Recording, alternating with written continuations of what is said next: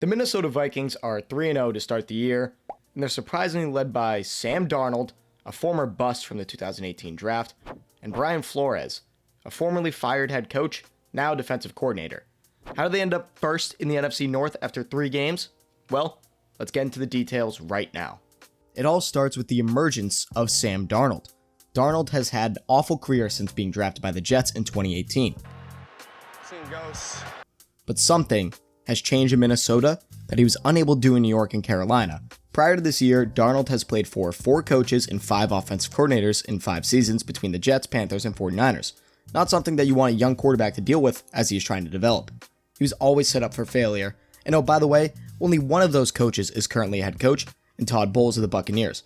But now he has head coach Kevin O'Connell and third-year offensive coordinator Wes Phillips in Minnesota. This duo is deadly for keeping people open, and honestly, just always have a good offense when healthy. Darnold has been able to do things that quarterbacks need to do: facilitate and make plays on their own. Look, this offense has Justin Jefferson and Aaron Jones. At times, stuff is going to come easy to the quarterback, but they still have to make the read and throw the ball accurately so that the receiver can get some yards after the catch. And what has Darnold done perfectly? Facilitate this offense. But he's also making plays on his own. Let's take a look at this touchdown throw to Justin Jefferson against the Texans. Darnold snaps the ball, and the first read is obviously Justin, but he's not open. It is designed to get Jay Jettas in a one-on-one, which they do get, but the defender plays it well.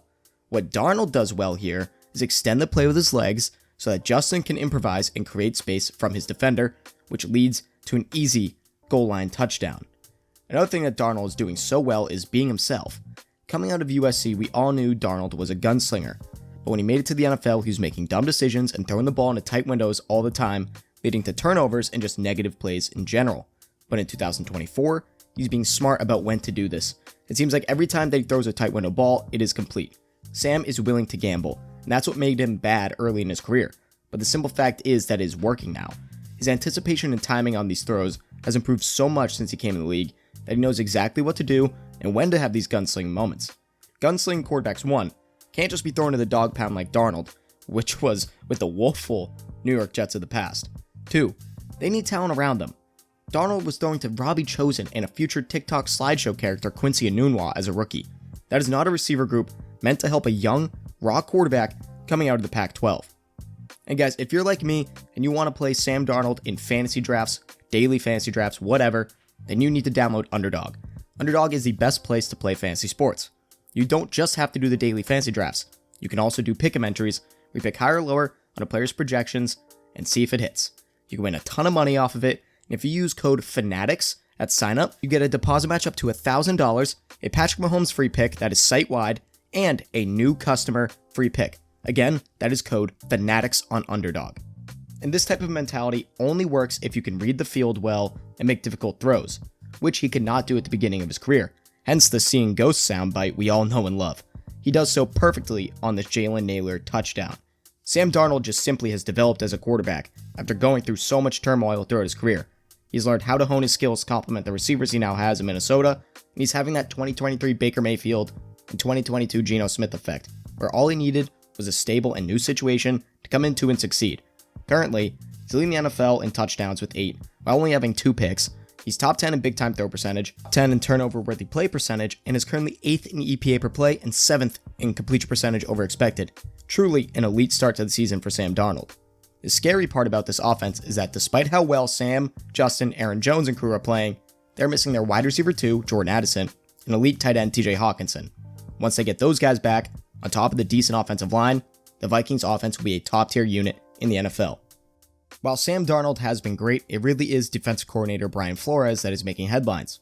Last season, the Vikings and Flores were known to be a blitz-heavy team, blitzing roughly 60% of the time, using hot quarters the most. In 2024, the Vikings are running quarters or MOFO coverage 77% of their snaps, while still blitzing 50% of their snaps. Specifically against the 49ers, he used quarters because Shanahan has such an intricate system involving motion and shifts at line of scrimmage. 2 high safety looks typically are the best way to combat this. Flores is still blitzing 1000% of the time, but he's being much more creative about it this season. There are so many stunts being run by the linebackers and D linemen that the opposing offensive lines genuinely have no idea what is going on.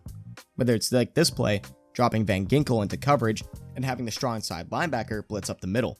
The reason this play works so well is because they load up the right side of the line, causing Stroud to have to slide the protection to that side to protect against a possible 3-man rush on the right.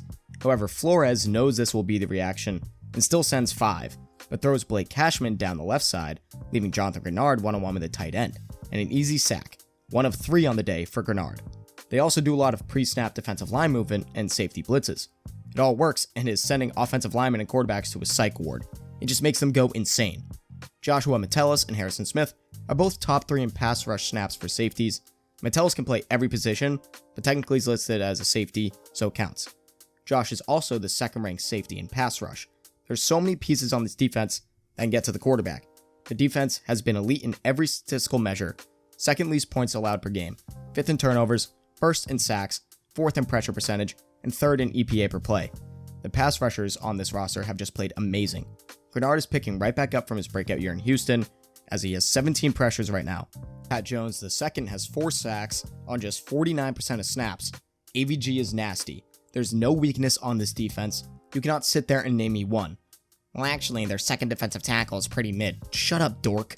What this defense does so well is that it disguises its looks every time, like I mentioned earlier, and showed with that blitz package Flores ran against Houston.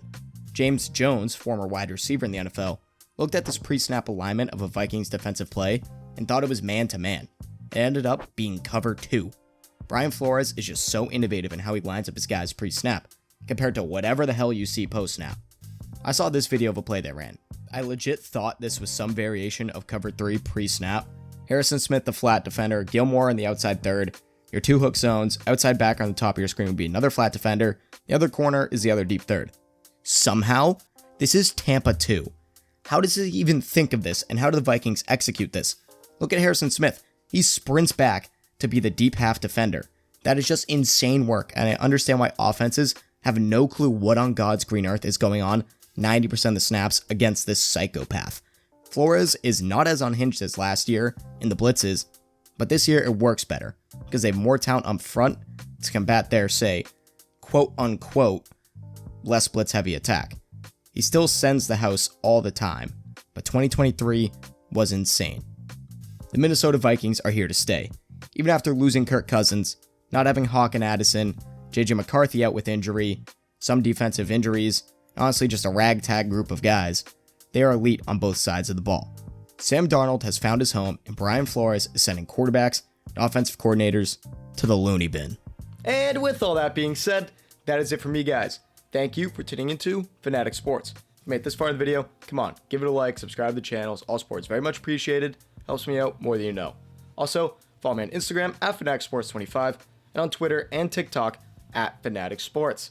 This is Joe of Fanatic Sports, signing off.